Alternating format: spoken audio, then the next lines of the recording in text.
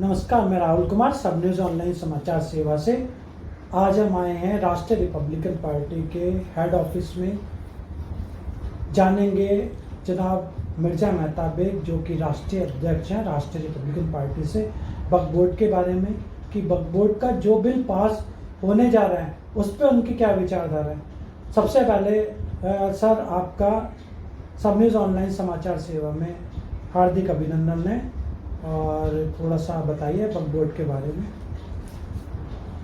देखिए, वक्फ बोर्ड का बिल तो पास होना नहीं है और ना होने देगा कोई।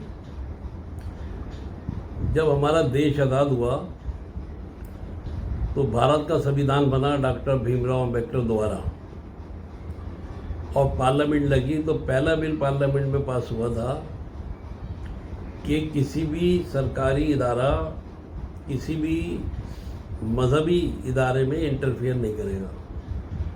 ये बिल पास हुआ। मस्जिद हिंदू की जगह पे बनी हुई हो, मंदिर मुस्लिम की जगह पे बना हो, गिरजा मुसलमान की जगह बना हो, तो उसके इंटरफेयर नहीं किया जाए, जैसे वैसे रहेगा। और पार्टीशन के बाद क्या हुआ कि दिल्ली में बैरूनी देहात सारे मुस्लिम थे, 80% मुस्लिम आबादी थी। पार्टीशन में चले गए लोग, 10% रुक गए यहाँ। इसलिए रुक गए भाई, बुजुर्गों की यहाँ निशानियाँ बहुत सारी है, ताजमहल है, जामा मस्जिद है, लाल किला है, ऐसी हज़ारों इमारतें हैं। और वो क्योंकि देश से बहुत प्यार करते थे, आज़ादी में इन्होंने अपनी जानों की कुर्बानियाँ दी हैं और फांसी के फंदों को चूमा है, इसलिए वो भारत छोड़ना नहीं चाहते थे और वो भारत में रहे। तो जब संविधान बना भारत का तो दिल्ली वक्फ बोर्ड को सेशन जैसे इख्तियार नहीं दिए गए। इसलिए नहीं दिए गए कि क्योंकि सरकार को भी वक्फ बोर्ड की जगह चाहिए थी, और ज़मीन माफिया को भी इन्होंने कब्जे कर रखे थे। इसलिए सेशन इख्तियार वक्फ बोर्ड को नहीं दिए गए। जब दिल्ली में बीजेपी की सरकार बनी, मदन लाल खुराना मुख्यमंत्री बने, इन्होंने सेशन इख्तियार वक्फ बोर्ड को दिए और बाकायदा सिस्टम बना, कोड भी लगी वक्फ बोर्ड के अलग, और पैनल बनाए। उसके बाद अभी तक वक्फ बोर्ड का बिल, लोगों की राय ये है कि फिर सरकार की नीयत खराब है या सरकार इस पर कुछ कब्जा करना चाहती है वक्फ बोर्ड की जगहों पे। ऐसा कुछ नहीं है। बीजेपी की परेशानी ये है कि वो कुछ ऐसा इशू निकाल के लाती है ताकि पब्लिक की महंगाई की तरफ से, कमरकोट महंगाई, बेरोजगारी, जितनी भी ये हो रही है बातें, इनसे इनका दिमाग कट जाए, दूसरे मसले पे उलझ जाए। इसलिए बीजेपी ये काम कर रही है। रहा सवाल ये है कि भाई पार्लियामेंट में भी ऐसे ही हो रहा है कि मैं तुम्हें बुरा देता हूँ, तुम मुझे बुरा कहो, मैं तुम्हें उल्टा सीधी बात करूँ तो मुझे कहो। मतलब पार्लियामेंट में इस तरह की बातें नहीं होनी चाहिए।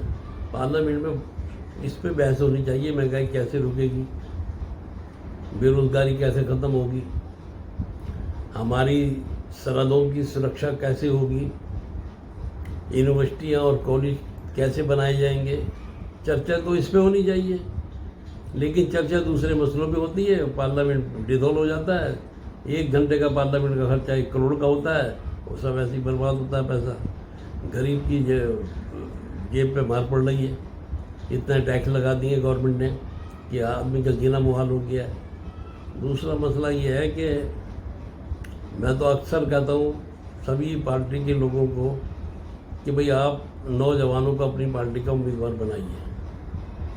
जब तक नौजवान पढ़ा लिखा पार्लियामेंट विधानसभा में नहीं जाएगा, जब तक देश तरक्की नहीं कर सकता। दुनिया की तारीख उठाकर देख लो आप, नौजवानों ने रद्दोबदल करी है, किसी 80 से 90 साल के बुढ़े ने नहीं करी। मजहबी रहनुमाओं को ले लो, वैसे ले लो, बादशाहों में ले लो, तो जब भी नौजवानों ने रद्दोबदल करी है, जो भी बड़े फैसले लिए हैं नौजवानों ने लिए हैं। या 80 साल के बुढ़े, बोलने के लिए माइक चाहिए, देखने के लिए आनक चाहिए, पढ़ने के लिए आनक चाहिए, चलने के लिए लकड़ी चाहिए, देश चलाएंगे। इनके बस का नहीं है देश चलाना। और मैंने राष्ट्रीय रिपब्लिकन पार्टी स्थापना की है, इसलिए की है कि मैं पूरे भारत में नौजवानों को अपना उम्मीदवार बनाऊंगा और पढ़े लिखे नौजवानों को पार्लियामेंट और विधानसभा में भेजने का प्रयास करेंगे। तो सर आप कितने लोगों को लड़ाने जा रहे हैं आने वाले इलेक्शन जो अब होंगे 2025 में, तो इसमें कितने लोग लड़ेंगे और आपका वक्फ बोर्ड पे क्या क्या रहेगा उसमें कि किस तरह से आप मतलब वक्फ बोर्ड पे बातचीत करेंगे या इसमें अपनी बात रखेंगे आने वाले इलेक्शन में? थोड़ा सा इस पे प्रकाश डालिए। देखिए, हमारा भारत में जहाँ भी चुनाव होगा, जिस भी स्टेट में होगा, वहाँ हमारे उम्मीदवार खड़े होंगे। और दूसरी बात यह है कि हमारा मेन मकसद यह है कि जनता के खून पसीने की कमाई जो टैक्सी शक्ल में सरकारी खजानों में जमा होती है, वहाँ से 6 करोड़ मिलते हैं एमपी को साल के, और 2.5 करोड़ मिलते हैं एमएलए को, 1.5 करोड़ मिलते हैं काउंसलर को।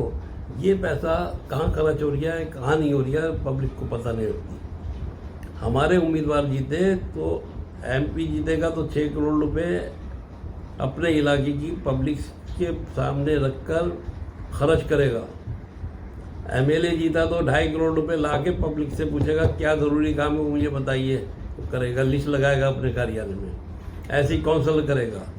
एक डिस्ट्रिक्ट में, एक एमपी के इलाके में 76 करोड़ रुपया आता है सालाना, जो ना सरकार का है ना लीडर का है, वो जनता के खून पसीने की कमाई है जो इस तक नहीं पहुंची जा रही। उस पर डाके पड़ना है। डाके कौन डाल रहा है? लीडर, ठेकेदार, जेई और एसडीएम।